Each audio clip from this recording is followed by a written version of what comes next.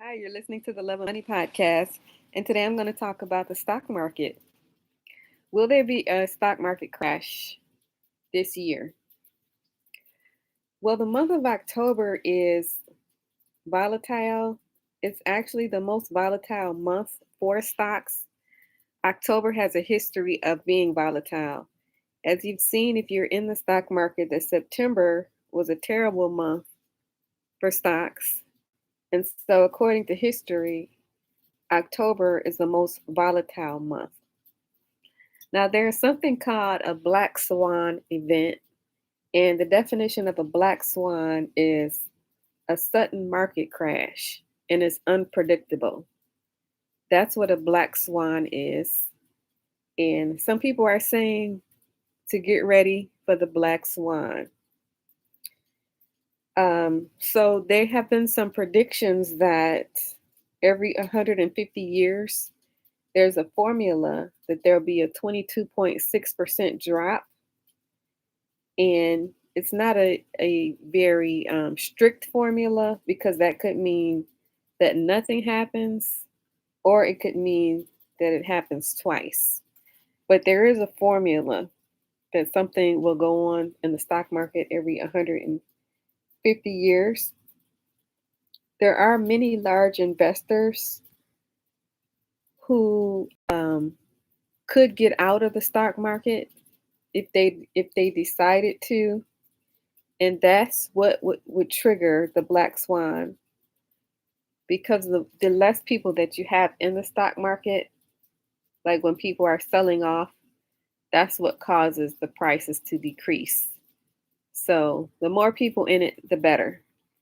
But they're looking at the large investors, and large investors, they could get out if they wanted to, which would result in a simultaneous market crash because large investors would be getting out.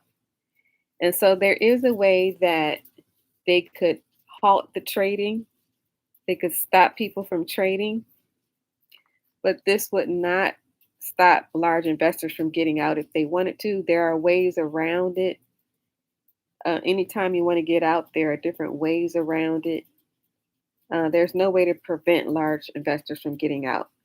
They could be doing things on the side like selling on foreign exchanges or selling shorts with stock index future contracts, or they could be doing things like put options.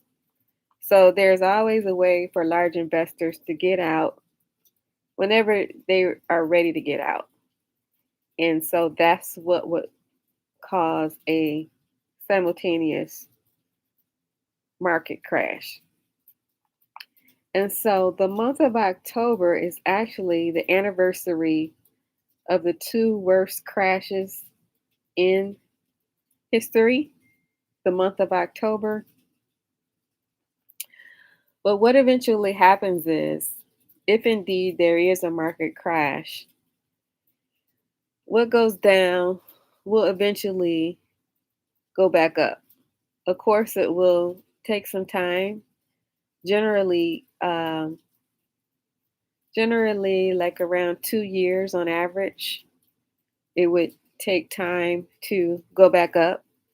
And so, this is the reason why you hear some people, primarily the real estate people, talking against the stock market, is because you don't have any control over what the stock market does. And so people who are heavy in real estate believe in getting tangible assets that you can control, which would be buying property and creating your own businesses.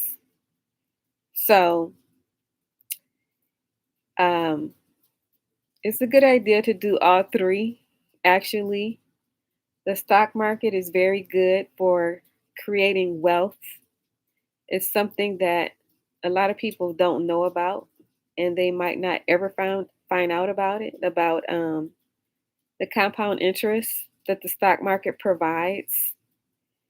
Real estate is also very important because it's tangible.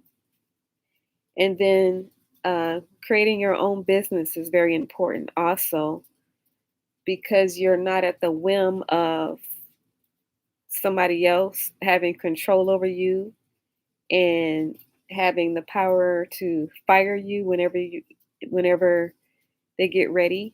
It's a way to protect yourself. And so it's a good idea to have all three. Being in the stock market, regardless of what you hear people saying about fears of market crashes, it's a good idea to be in the stock market. It's a good idea to have property, and it's a good idea to start figuring out ways to create your own business. And so, if there is a black swan event, and you know the definition of that now is a sudden market crash, which is unpredictable. Some people are doing things on the side to protect themselves instead of waiting for it to go back up over time. They're doing things like putting they have a little formula, 3.33% of the money into S&P put options, and they are doing this with a 2-year expiration date. So it has to do with put options. That's what some people are doing. On the other hand, other people are just waiting it out because they know that eventually it will come back up. Um, some people are getting fixed annuities, something to call fixed annuities, because that way,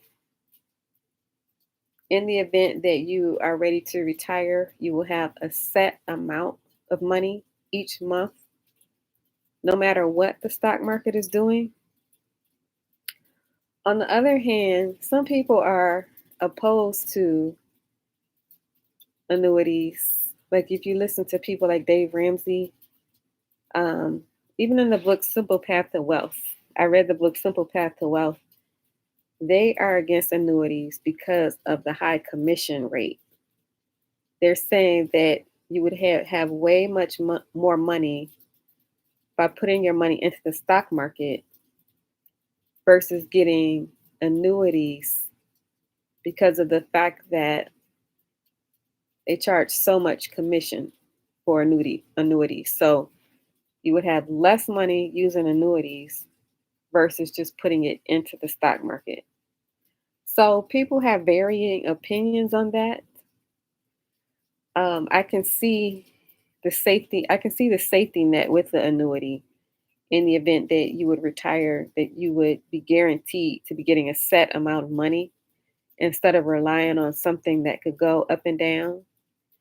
Because as you get closer to retirement, you really want your money to be safe and secure.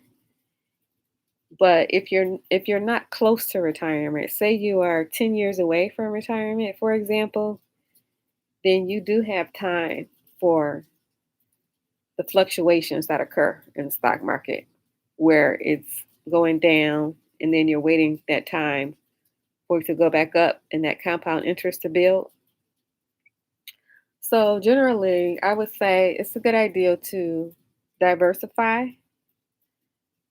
put money into everything, but of course you're going to research first and you're going to read first, and you're going to find out the best ways to protect yourself. You're not going to just listen to one person. You're going to read finance books and educate yourself as much as possible and find out the best ways to protect yourself to make sure that you are safe and secure in retirement, which you will be as long as you are listening to programs like this. I recommend that you listen to podcasts also that are on your cell phone. It's the purple icon, an Anchor podcast. They have a whole bunch of finance people. I would recommend that you start listening to podcasts If you listen to music on a daily basis, I recommend that you turn that music off and put the podcast in your ear instead. So you're going to be reading finance books, listening to podcasts, and then listening to the finance YouTube stations. And you will be safe and you will be secure in retirement, because a lot of people are not even thinking about retirement. To tell you the truth, a lot of people do not have a plan. They're not planning anything, and so just for you to be thinking about it, reading about it, listening to podcasts, listening to finance YouTube stations, then you should be fine. So this is the Love and Money podcast with Shakira. If you like this, please hit the like and subscribe button. It helps the algorithm. And please leave a comment. It helps the algorithm. Thank you for listening.